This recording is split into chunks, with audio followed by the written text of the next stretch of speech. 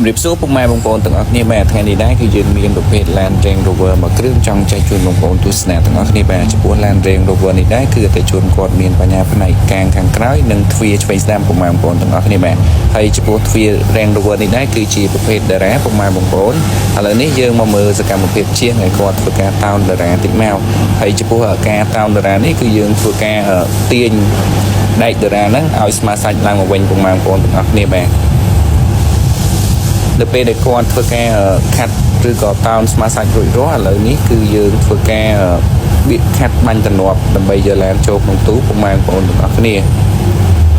បន្ទាប់ពីយើងធ្វើការយកឡានចូលក្នុងទូនិងបិទក្តារខ្សែរួចរាល់ហើយឥឡូវនេះជាងគាត់ចាប់ផ្ដើមធ្វើការបាញ់ថ្នាំឥឡូវកុំឲ្យខាតពេលយូរយើងមកមើលសកម្មភាពជាងដែលគាត់ធ្វើការបាញ់ថ្នាំតិចមក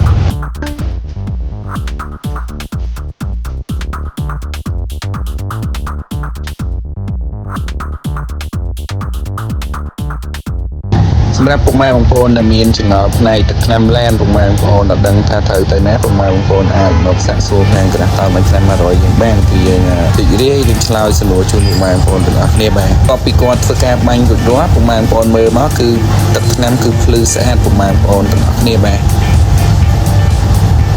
បន្ទាប់ពី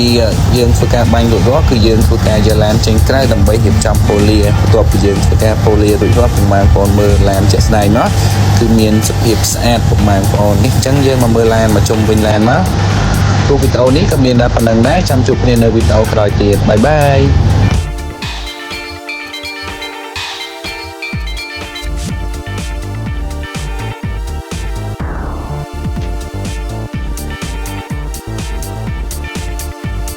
ចង់ពុជនេះខ្លាំងគឺត្រូវតែប្រើមធ្យោបាយខ្លាំងខ្លាទាំងអស់លោកខុសហើយវិជាគ្រប់គ្រងខ្លាំងបំផុតនៅតែជាចិត្តធម៌ខ្លាយជាអំណាចរឿងអ្វីក៏ដោយបើប្រញាប់ពេកគឺមិនបានសម្រេចទេ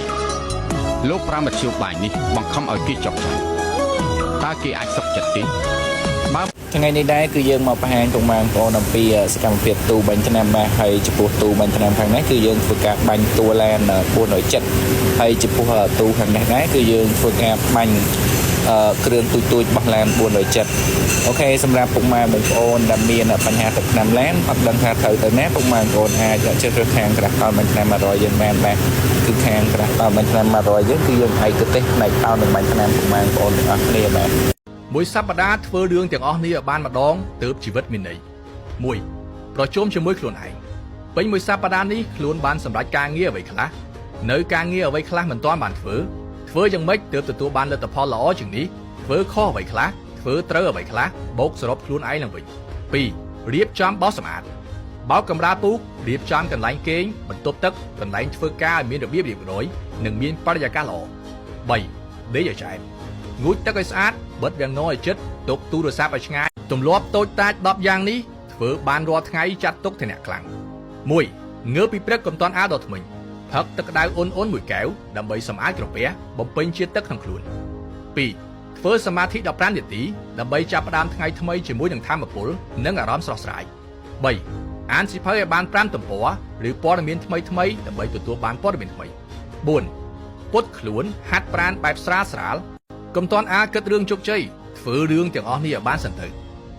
1បើធ្វើខុសដឹងកំហុសមិនបន្ទោសអ្នកដទៃមិនបន្ទោសខ្លួនឯង2មិនខ្វល់ពីការវិតម្លៃឥតបានការរបស់អ្នកណាទាំងអស់3អ្វីដែលហួសហើយមិនសួរដេញដោលនាំតែខាតអារម្មណ៍ទេ4ចេះលួងចិត្តខ្លួនឯងរឿងធំប៉ុណ្ណាក៏គេងលក់បាយឆ្ងាញ់ដែរ